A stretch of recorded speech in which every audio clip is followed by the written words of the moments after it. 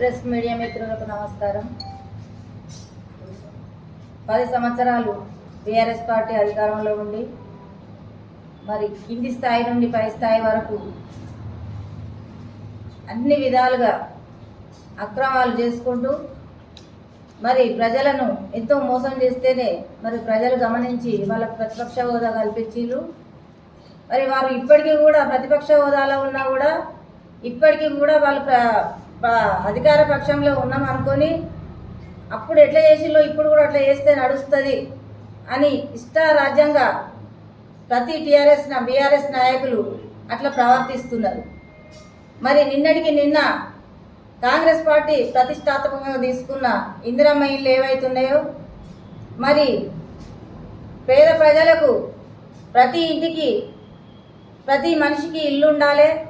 మరి పేదవారు కట్టుకోని స్థితిలో ఉన్న వారికి ఒక గుట్ట జాగుంటే ప్రభుత్వం 5 లక్షలు ఇచ్చి వాళ్ళని ఆదుకొని అందరికీ ఇండ్లు ఉండాలి అనే ఉద్దేశంతో గొప్ప సంకల్పంతో మరి కాంగ్రెస్ పార్టీ తలపెట్టితే మరి దానికి కూడా పేద ప్రజలను మరి నిన్నటికి నిన్న మన మున్సిపల్ వైస్ చైర్మన్ గారు దార్ల సందీప్ గారు మరి వాళ్ళ వార్డులో జరిగిన సంఘటన వైరల్ అయింది, అందరికీ తెలుసు. మరి పేద ప్రజల కోసం ప్రభుత్వము పేదలకు ఆదుకోవాలి, అండగా ఉండాలని మరి 5 లక్షలు ఇచ్చి ఇల్లు కట్టుకుంటే అందులో వారిని ₹1,00,000 అడిగి మరి ప్రజలను ఇట్లా మోసం చేస్తే మరి ప్రజలు చాలా విఘ్నులు. మరి ప్రజలకు కూడా తెలుసు ఎవరు ఏంటిదని. మరి ప్రతిపక్షంలో ఉన్నా కూడా మరి ఇట్లా దోపిడీ చేసుకుంటూ ఇట్లా ప్రతి దానిలో కాలుకు చెప్పులేని కార్యకర్త కూడా బీఆర్ఎస్ కార్యకర్త కార్లలో తిరిగే స్టేజ్కి వచ్చిళ్ళు. అందరికీ తెలుసు ఆ విషయము. కింది స్థాయి నుంచి పై స్థాయి వరకు ఎట్లా దోచుకున్నారు, ఎట్లా అయింది, ఒక్కొక్కరు ఎట్లున్నారు, ఎట్లా తయారయ్యారు అందరికీ తెలుసు. ప్రజలకు తెలిస్తేనే ప్రజలు ఈ ప్రతిపక్ష హోదా కల్పించిండ్రు. వాళ్ళే ఇంకా మళ్ళా నీతి సూక్తులు వలుపుతున్నారు. సూక్తులు మున్సిపల్లో కానీ ఎక్కడ కానీ మళ్ళీ వాళ్ళే ప్రభావాలు వలుపుతారు. ఎట్లా అంటే ఉష్కే కాంగ్రెస్ వచ్చినాక ఉష్కనే బాగా రేట్ అయింది. ఇసుక విషయం వాళ్ళు మాట్లాడితే ఎవరైనా విడ్డూరంగా ఉంటుంది. ఇసుక వాగుల నడుస్తుంటే మునుపు కాలు వెళ్ళకపోవు. ఇప్పుడు ఏమున్నది, పత్తి గింజలు పెట్టచ్చు, వరి పొలాలు నాటచ్చు. ఆ రేంజ్లో భూమి తయారైంది. ఇసుక లేకుండా తయారు చేసి ఇప్పుడు ఇసుక పిరమైందని మాట్లాడితే మరి ఇసుక పిరమైందంటే దాని కారకులు ఎవరు? మీ బీఆర్ఎస్ పార్టీ కాదా? ఇలా చెప్పుకుంటూ పోతే చాలా ఉన్నాయి. ఏదైనా కానీ మేము కాంగ్రెస్ పార్టీ పక్షాన ప్రజలకు అండగా ఉంటాము. ప్రభుత్వం తలపెట్టిన ఏ కార్యక్రమం అయినా ప్రజలకు చేరే విధంగా మేము అందరం కౌన్సిలర్లం కలిసి మరి మా కాంగ్రెస్ నాయకులం అందరం కలిసి మరి ప్రజలకు అండగా ఉంటామని తెలియజేసుకుంటూ మరి దార్ల సందీప్ గారు వైస్ చైర్మన్గా ఉండి ఇంత దారుణంగా ప్రవర్తించడం అయితే చాలా సిగ్గుసేటు. ఇంత వైరల్ అయిన ఈ విషయాన్ని వారే రాజీనామా చేయాలి. దానికి వాళ్ళ బీఆర్ఎస్ కౌన్సిలర్లు అందరూ కూడా సపోర్ట్ చేసి ఆయనతోని రాజీనామా చేయించాలని కోరుకుంటూ మరి నాకు ఈ అవకాశం ఇచ్చినందుకు ధన్యవాదాలు. గత 3-4 రోజుల నుంచి వాట్సాప్లలో ఇందిరమ్మ ఇల్లుకు డబ్బులు తీసుకున్నారని వైరల్ కావడం జరుగుతుంది. దాదాపుగా 10 ఏళ్ళు బీఆర్ఎస్ పాలన నడిచింది. 10 ఏళ్ళు డబల్ బెడ్రూము డబ్బులు తీసుకున్నారని అందరూ తెలుసు. అయినప్పటికీ మేము 10 లక్షల ముందు చెప్పినాం, మేము సిన్సియర్గా పనిచేస్తాం. మా రేవంత్ రెడ్డి ప్రజల పక్షాన, మీకు మా గరీబుల పక్షాన ఉన్నాడు. ప్రతి ఒక్కళ్ళకి ఇందిరమ్మ ఇల్లు ఆల్రెడీ శాంక్షన్ చేయించినాం. డబల్ బెడ్రూమ్తో ప్రభుత్వం పెట్టినాం.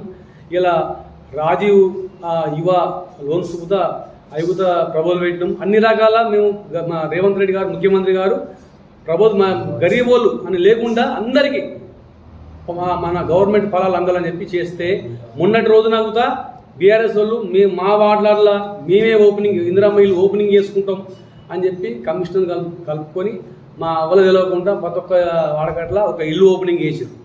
ఆ ఇల్లు ఓపెనింగ్ చేస్తే ఏంటంటే జనం కూడా వీళ్ళతోనే పని అవుతుందని చెప్పి వీళ్ళే ఇస్తారని అనుకోవాలని చెప్పి ఆ రకంగా చేసారు.